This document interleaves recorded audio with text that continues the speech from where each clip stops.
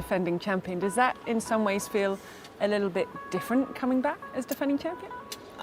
No, just because I feel like, well, I know it's been a long time since anyone defended, so it's like, okay, I hope I'm that person, but if not, whatever. But also I think it's just when you're playing this tournament, you know, your expectations, for me at least personally, are not so high just because you're playing the top 8 in the world. Well, that's really interesting. So they're different in terms of because of that caliber of player? Yeah, I think so. I don't know. I've played my first couple WTA finals and I didn't do so well, so I just know that it's going to be tough, and I don't expect it to be any easier. In her most recent interview with Sky Sports, Coco Gauff revealed everything, and to be honest, she didn't hold anything back. This interview struck a different note, from criticizing the harsh reality of the WTA schedule to acknowledging that she was essentially forcing herself to participate last year. She opened up to us about her infatuation with gummy bears and tequila, the guilt she once felt about having fun, and why she doesn't regret the entire coaching fiasco.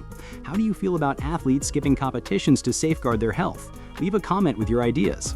Tennis is, you've probably navigated the world doing interviews before you come to us, and there's a lot of other things, and we had the photo shoot as well, so a lot more goes into it. Yeah, definitely. I think it's a lot more time commitment than most tournaments that we're typically playing, but definitely I think now in year 4 I was mentally prepared on what to expect. Let's get started, since Coco wasn't only using the standard PR-friendly language used by athletes. In a world where most interviews sound like they were scripted by a robot designed to avoid controversy, she came prepared to actually say something, which is refreshing. Mentality and how tough you are. There was a lot of talk ahead of the US Open. People said very brave. There's been changes in the team. It's playing out with everyone watching. How do you feel things have changed since the US Open? I'm not necessarily talking about the serve. I'm just talking about you in general in your game. Yeah, I think, well, obviously a lot less. Well, I don't know, it feels like a lot less eyes now. I think US Open is like the prime of prime time. So yeah, it was a very tough, because I'm used to attention, but I don't know if it was more, but it felt like a lot more. Did it feel more? Yeah, it felt like a lot more in that moment. So once it was all over, I think it was honestly a great learning experience for me. I definitely don't regret my decision or anything. I would do it again 1,000 times. But I think for me, it just made me a better player and a better person on and off the court. Just having to learn how to navigate all of that. And being on tour, there's sometimes you think you got the hang of it, but there's always new territory to be faced. And I think that was a new thing. And I'm sure it's not going to be the first time or last time in my career where there's maybe some attention, maybe not necessarily with me on the game, but maybe something can happen in my personal life. I don't know. She started by talking about the big issue of her scheduling modifications for this year. On paper, it seems fantastic that Coco won Wuhan last year after playing the whole Asian swing. Here's the worst part, though. She said that she was completely worn out the entire time. She genuinely said that she was forcing herself to compete, couldn't push herself, and wasn't hungry at all. Although it's honest, it's not precisely the story of the victorious champion that everyone was hoping to hear. Despite feeling like she couldn't even play, she won Wuhan last year. When you consider it, that's crazy. It speaks much about how crazy the tennis calendar is when someone wins events while operating on empty. Enjoy playing in Asia. You won Wuhan this year, but no player on the WTA Tour in the last 3 years has won more matches than you in Asia. What is it about that part of the world? What is it about that swing or time of the year for you? Yeah, I think for me the main thing is just it's post Grand Slam season, so I feel like the stress is just all the way at the lowest at the floor. And I would love to have that mindset everywhere, but not always. You can, fake it till you make it, but there I don't have to fake anything, so it's just real in there. I think that's the main thing, and obviously the fan support, they give you a lot of gifts, you feel really welcome, so I think it's one of those events that you just, feel really relaxed in, and, the fans, well, not too relaxed where you're just going through the motions because the fans keep you in. She and her staff decided to choose the tournament more carefully this year. Some may have questioned their decision to completely avoid Beijing, but Coco clarified that it was about taking their time. Everything else was only preparation for Riyadh and the WTA finals, which were always the primary emphasis. Instead of just turning up to everything and praying her body holds together, she is now treating competitions like chess moves. Even though there will be fewer games and possibly less prize money in the near future, that is actually pretty clever. Every time Yeah. I see a clip, there's another gift coming Yeah, my way, yeah, isn't it? yeah. But that's really nice because it shows how much they care about you guys, and it shows how much they care about the sports. Yeah, definitely. I think they definitely have the best fans in the world, and it's nice to have people appreciate, your sport and you, but especially being a woman and female sports, and I don't know, a part of the world that I feel like feels so far from me being American. So it's cool to see that global support. She didn't try to sugarcoat anything as she discussed this year's lessons learned from setbacks. She had chances and wanted to win some finals, but she simply didn't perform at her best when it counted. When her opponents arrived, they played amazing tennis, and that was it. However, she saw those defeats as vital lessons that helped her return stronger and more intelligent for the US Open, rather than lingering on them as some players may. That's the mentality that sets exceptional players apart from mediocre ones. Coco is handling her losses as if they were part of the curriculum, when most people would be making excuses or discussing bad luck.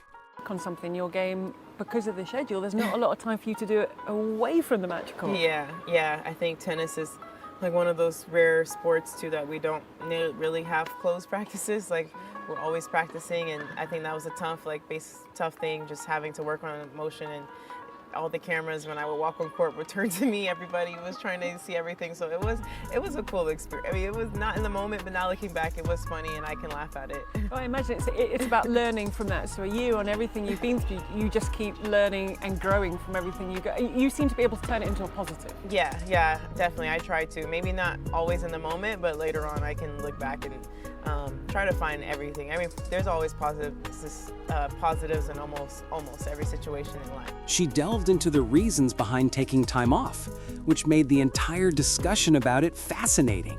It was more than just exhaustion. It was about putting your health first and having faith in your body. She made a point that ought to be clear, but doesn't seem to be. Due to the extremely strict and demanding WTA schedule, an increasing number of players are suffering injuries. She's not being dramatic either. That's just the facts. Something will eventually give when you're expected to be at your best physically for 11 months in a row with almost no breaks. Your body malfunctions or your mental well-being suffers. Furthermore, nobody benefits from either of those outcomes. Coco made it apparent that prioritizing health was the best decision she and her team had ever made.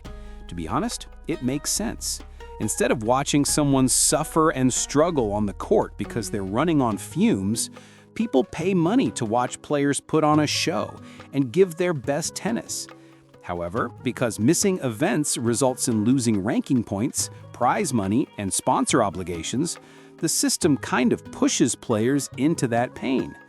Therefore, despite the fact that everyone is aware of how difficult the schedule is, there is a great deal of pressure to just accept it and play through it.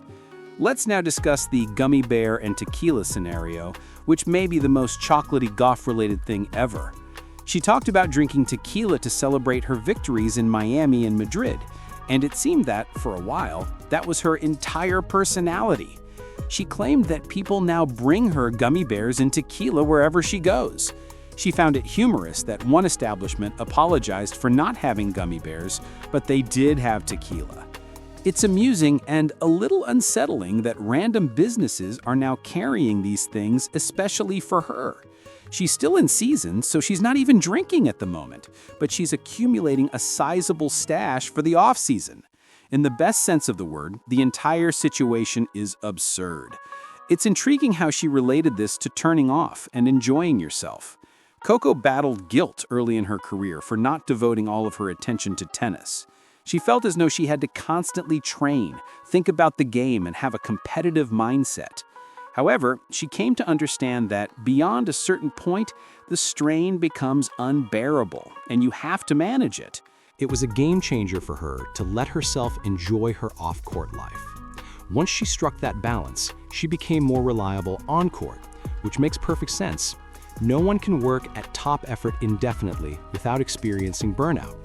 Your brain requires rest, your body requires rest, and sometimes it's better to just be a regular person going about your everyday business rather than constantly trying to be Coco Gauff, the tennis champion. Her attitude was also shaped by the coaching clinic she conducted with Judy Murray and local children. She was reminded of what is missed when you're constantly competing at the greatest level by being around kids who are plainly having fun while being focused on their tasks. Because you're so focused on the competition, the rankings, and the expectations, you lose sight of the enjoyable aspects of tennis. None of that worries the kids. They're simply having fun and hitting balls. Before it became a career, the sport was like that. You may also require that reminder at times. Coco also discussed why she has different expectations for this tournament and the WTA finals in particular. Although it sounds like it would put more pressure on her, she doesn't feel that way about being the defending champion. Since she is competing against the world's top 8 players, her expectations are lower. When you consider it, that is truly fascinating. Coco's strategy is more practical, but other athletes would be talking about how they're coming in confident since they won last year. She is aware that no one has defended the championship in a very long time, but she is not placing that burden on herself. It's excellent if she does it, whatever if not. She probably performs better because she doesn't have to carry the burden of those expectations, which is a good mindset. The success of the Asia swing is something else worth noting. Disintegrating. Over the past 3 years, Coco has won more matches in Asia than any other player on the WTA Tour. She attributes this to the date following the Grand Slam season, when stress levels are at their lowest. She doesn't need to pretend to be at ease. She is simply at ease. Performance is greatly impacted by that mental state, but it is not something that can be produced anywhere. Another important component is the backing of Asian fans. They give a ton of gifts, there's an energy that keeps you engaged without overwhelming you, and you feel accepted. It's the ideal ratio of relaxation to support, and in that setting, Coco flourishes.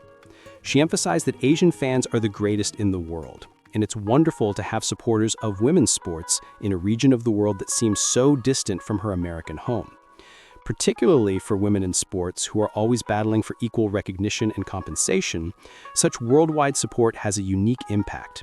Asian supporters of women's tennis players send a message that the sport is important, these athletes are important, and women's accomplishments are just as deserving of celebration as those of men.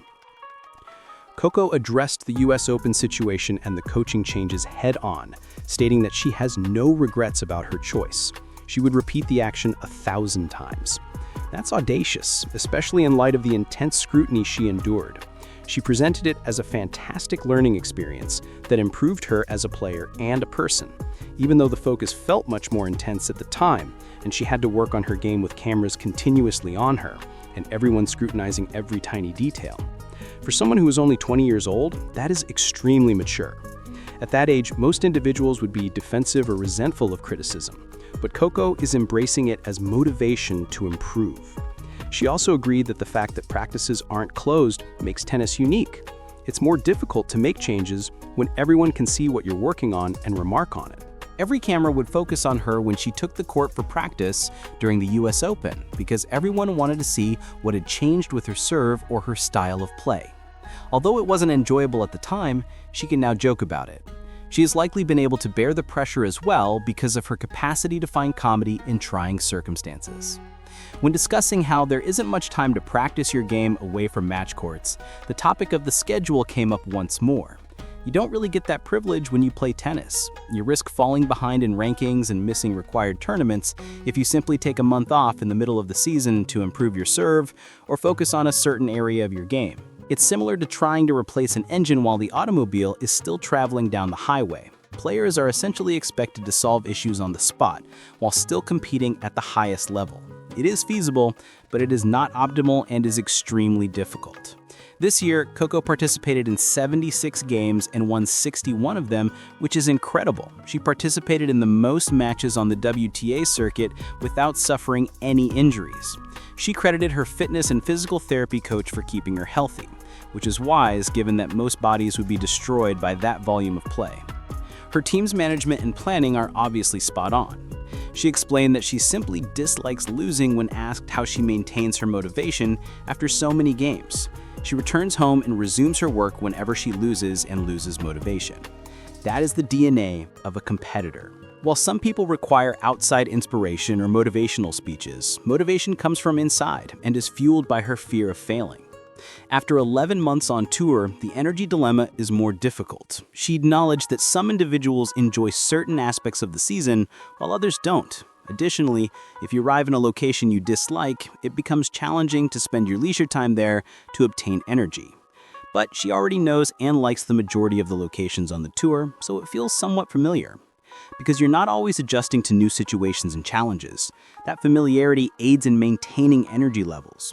You know where to eat, you know where to practice, you know what to anticipate. When you spend most of the year essentially living out of a suitcase, that regularity is important.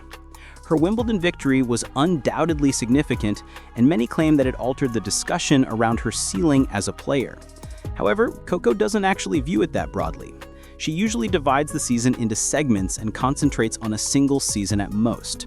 Although winning Wimbledon was incredible and a dream come true, she is still unsure how it will affect her upcoming seasons. To be honest, she doesn't think she has enough experience to answer it. But she knows that she can achieve anything with hard work, perseverance, a positive outlook, and faith.